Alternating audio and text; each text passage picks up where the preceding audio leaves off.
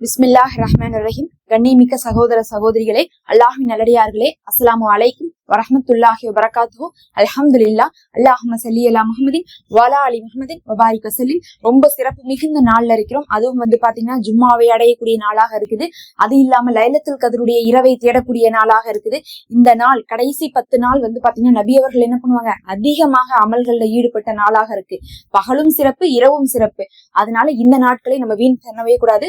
அதுலயும் பகலை விட இரவு இன்னும் சிறப்பு. இபாதத்திலேயே நம்ம மூழ்கி இருக்க வேண்டிய நாட்களாக இருக்கு. எல்லாத்துக்கும் மேல இந்த இறுதி 10ல ஈத் காஃப் இருக்கக்கூடியவங்க இருப்பாங்க. இந்த மாதிரி நிறைய விஷயங்கள் இந்த இறுதி 10ஓடு தொடர்பு இருக்கு. இந்த வாரம் நமக்கு ஜும்மா கிடைச்சிருக்கு, அடுத்த வாரம் நமக்கு ஈது. அல்லாஹ் அக்பர். ஒரு மாசம் எப்படி போச்சுன்னே தெரியல. அல்லாஹ் ஒருவனுக்கு தான் வெளிச்சம். இப்ப பாத்தீங்கன்னா நடந்துட்டு இருக்கக்கூடிய போரு எல்லா விஷயங்களையும் பார்த்துட்டு இருக்கும்போது நம்மளுடைய வாழ்க்கை எவ்வளவு வேகமா ஓடிட்டு இருக்குன்னு சொல்லிட்டு நம்ம பார்த்துட்டு இருக்கோம். எல்லாம் ஓகே. கடைசியா மௌத்துக்கு பிறகு நம்மள்ட்ட இருந்து என்ன போக போகுது மறுமைக்குன்னு பாத்தீங்கன்னா அமல்கள் மட்டும்தான் போகுது. நீங்க இந்த உலகத்துல அதிகமா வசதி வச்சிருக்கலாம், அதிகமா வசதி வச்சவங்க கூட மறுமையில ஜெயிக்கணும்னா அல்லாஹ்விடத்துல என்ன வேணும்? அமல்கள் தான் வேணும். அப்ப எல்லாருக்கும் பாத்தீங்கன்னா என்ன ஒரு ஆசை இருக்கும் மறுமையில? இந்த உலகத்திலேயே நமக்கு ஆசை இருக்கு. எங்கிட்ட கடன் இருக்கு, கஷ்டம் இருக்கு, மத்தவங்க எல்லாம் நல்லா இருக்காங்க, நானும் நல்ல வாழ்க்கை வாழணும், நானும் நல்ல குடும்பத்துல இருக்கணும், நானும் நல்ல வசதியா சம்பாதிக்கணும். இந்த மாதிரி எல்லாம் இருக்கும்போது மறுமையில எல்லாருக்கும் என்ன ஆசையா இருக்குன்னு நினைக்கிறீங்க? மறுமையில எல்லாரை விட நானும் நல்லா இருக்கணும் அப்படிங்கறதா மனிதன் ஆசைப்படுவான். எப்போதுமே பாத்தீங்கன்னா ஒவ்வொருவருடைய ஆசையும் என்ன இருக்குன்னு பாத்தீங்கன்னா நம்ம நல்லா இருக்கணும், அதுவும் அடுத்தவங்களை பார்க்கும்போது அவங்கள விட நல்லா இருக்கணும், குறைந்தது அவங்கள விட நம்ம கீழே இல்லாமையாவது இருக்கணும்னு நமக்கு ஆசையா இருக்கும். உண்மைதானே? நான் உங்களை பார்க்கும்போது சரி, நீங்க எங்களை பார்க்கும்போது சரி, எந்த ஒரு இடத்துல இது தோணும், பரவாயில்லையே இவங்கள்ட்ட இந்த விஷயம்லாம் இருக்கா, அந்த மாதிரி நமக்கும் இருந்தா பரவாயில்லையே, அல்லாஹ் இவர்களுக்கு இவ்வளவு லேசாக்கி கொடுத்துருக்கானா, அந்த மாதிரி நமக்கும் லேசாக்கி கொடுத்தா பரவாயில்லைன்னு தோணும் பாருங்க. அந்த மாதிரி மறுமையிலையும் அதுதான் தோணுமாமா. அதனால மறுமையில என்னென்ன இருக்கு? இப்ப இந்த உலகத்துல நிறைய படித்தரங்கள் இருக்கு. என்னென்ன படித்தரங்கள் இருக்குன்னு பாருங்க.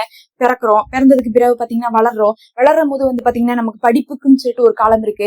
அதுக்கப்புறம் பாத்தீங்கன்னா நமக்கு கொஞ்சம் ஒரு ஏஜ் ஆனதுக்கு பிறகு அதுக்கப்புறம் நம்மளுடைய ஒரு வாழ்க்கை வேற மாதிரி இருக்கு. உறவுகள் முன்னாடி ஒரு மாதிரி இருக்கு.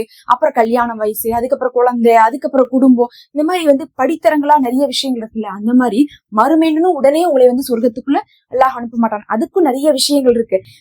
மௌத்தானதுக்கு பிறகு இருந்தே ஆரம்பிச்சிருது. கேள்வி கணக்கு இருக்கு, கபருடைய வாழ்க்கை இருக்கு. அதுக்கு பிறகு கபருடைய வாழ்க்கையில நமக்கு சொர்க்கம் நரகம் காட்டப்படும்.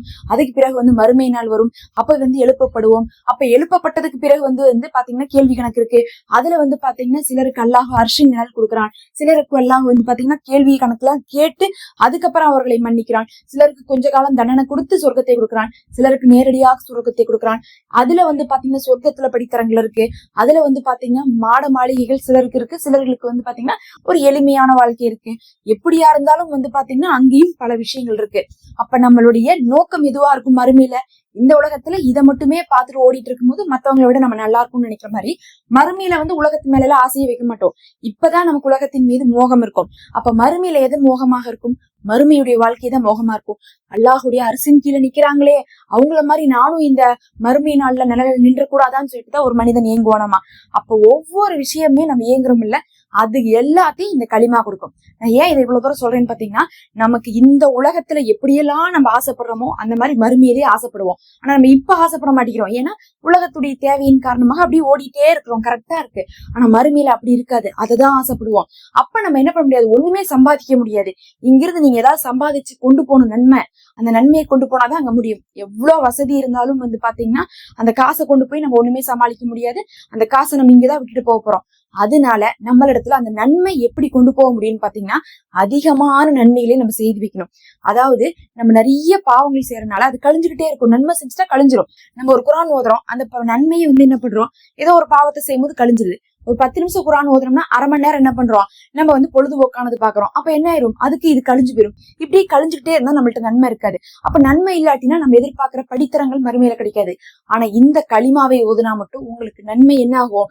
எல்லாரை விட அதிகமா கிடைக்குமாமா. எல்லாரை விடனா இன்னைக்கு இந்த உலகத்துல காலையில இருந்து இரவு வரையில் எல்லாரும் செய்த அமல்களை விட அதிக அமல்கள் செய்த நன்மை உங்களுக்கு கிடைக்குமாமா. யோசிச்சு பாருங்க. இன்னைக்கு நீங்க தான் இந்த உலகத்திலே நம்பர் 1 சம்பாதிச்சிருக்கீங்கன்னு சொன்னா எப்படி சந்தோஷப்படுவீங்க?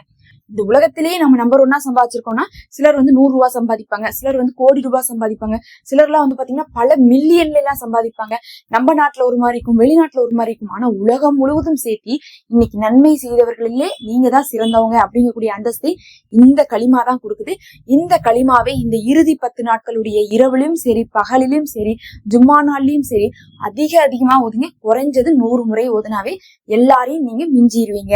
அந்த களிமா தான் லா இலாஹா இல்லல்லாஹு வஹ்தஹு லா ஷரீக லஹு லஹுல் முல்கு வலஹுல் ஹம்து வஹுவ அலா குல்லி ஷைஇன் கதீர் அப்படின்னு சொல்லக்கூடிய இந்த களிமா கண்டிப்பா நம்ம வந்து நம்மளுடைய முஃமின்கள் மறக்கக்கூடியவங்களாக இருக்கிறதுனால நபி அவர்கள் ஞாபகம் ஊட்ட சொன்னாங்க.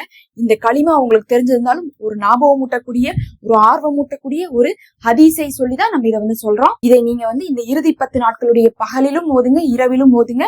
குறைஞ்சது 100 முறை ஓதுங்க. ஆனா 100 முறைன்னு சொல்லிட்டு நிறுத்த வேண்டாம். அதை விட அதிகமா ஓதுறவங்க அதை விட அதிகமான அந்தஸ்தை பெறுவாங்கன்னு சொல்லிட்டு நபி அவர்கள் சொல்லியிருக்காங்க. அப்ப இந்த களிமாவை ஓதிக்கோங்க. இதை மிஞ்ச நன்மையில் வேற எதுவுமே இல்லைன்னு தெரிஞ்சுக்கோங்க. அல்லாஹ்வே போதுமானவன். அடுத்த ஒரு வீடியோல பார்க்கலாம். மறக்காம சப்ஸ்கிரைப் பண்ணி நம்ம சேனல்ல மெம்பர்ஷிப் இருக்கு, ஜாயின் பண்ணிக்கோங்க. அஸ்ஸலாமு அலைக்கும்.